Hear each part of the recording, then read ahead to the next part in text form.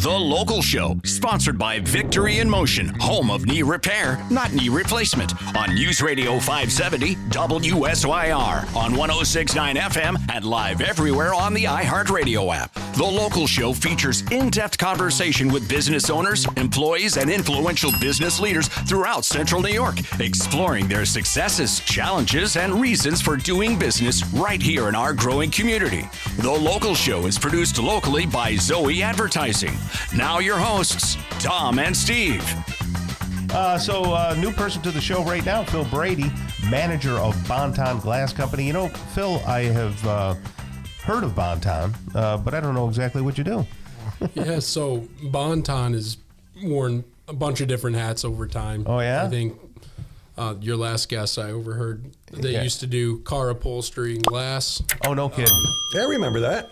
Yeah, eventually the safe lights of the world sort of boxed them out of that niche. Oh, okay. And so they wound up pivoting to commercial glass and storefronts. Right. So essentially what we do is we order in aluminum at stock lengths. Mm-hmm. We fabricate frames according to blueprints, shop drawings. Right. And then we order in glass to size, send people out with both of those things. They fill the holes with the frames, square them up, anchor them, and drop the glass. So for commercial glass, right? Yeah. Yes. Mostly commercial. How'd you find yourself in the business? I found myself in the business, a little bit of background. Are you from here? Yes. Sorry, yes. okay. I'm originally from Fayetteville. Okay. Did you go to FM? I did. To school? Okay. I graduated from FM in 2018. Right. I went to Iowa State University.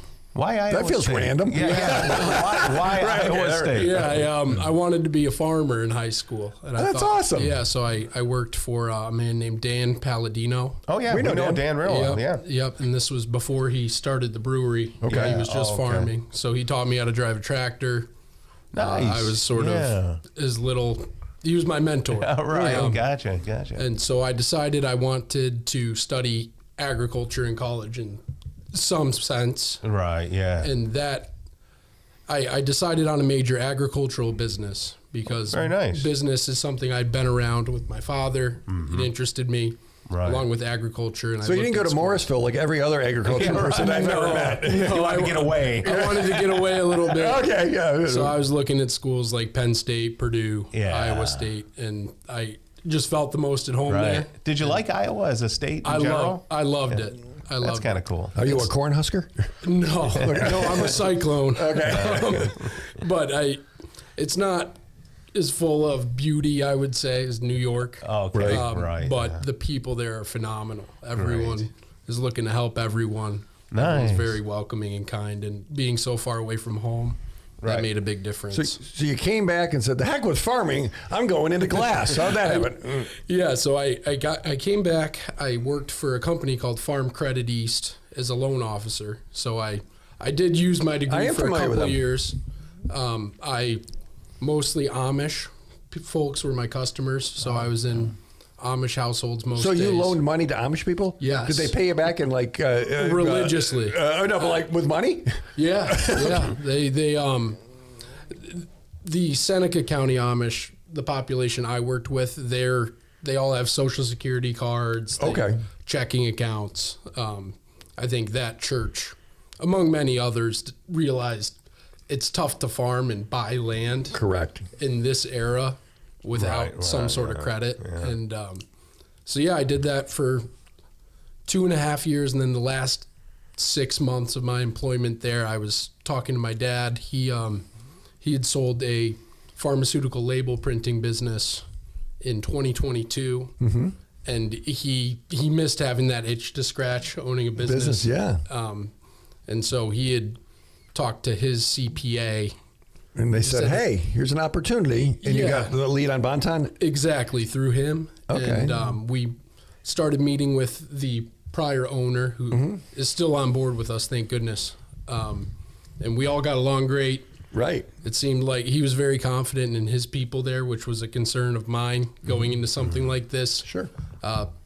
Being the boss without any real knowledge of what the business actually But does. you learn quick, don't you? Learning very quick. How many locations? Is it just one? Or? It's just the one location right now. And how vast is the spread of the work that you would do? Currently, we'll go outside of 50 miles for the right job. Oh, so you'll go to Utica or Binghamton or Auburn, going that way, and maybe Watertown if it's the right fit? Exactly, but we typically stay within 50. I'd say 95% of the jobs we're on are within 50 miles. Mm-hmm. Any residential stuff, or is it mostly commercial? We will. Typically, right now, we're so busy with the commercial stuff. If one of you called me looking for a piece of glass, we would do it, but we typically don't take residential. So in the commercial space, are you filling out forms with national bids, regional bid stuff, or are people coming to you and say, hey, you guys do a great job over here, can you do this? Well, where's the work coming from? Yeah, it's sort of a mix. We get requested bids quite often. I'd say 90% of our business is through 8 general contractors. Okay.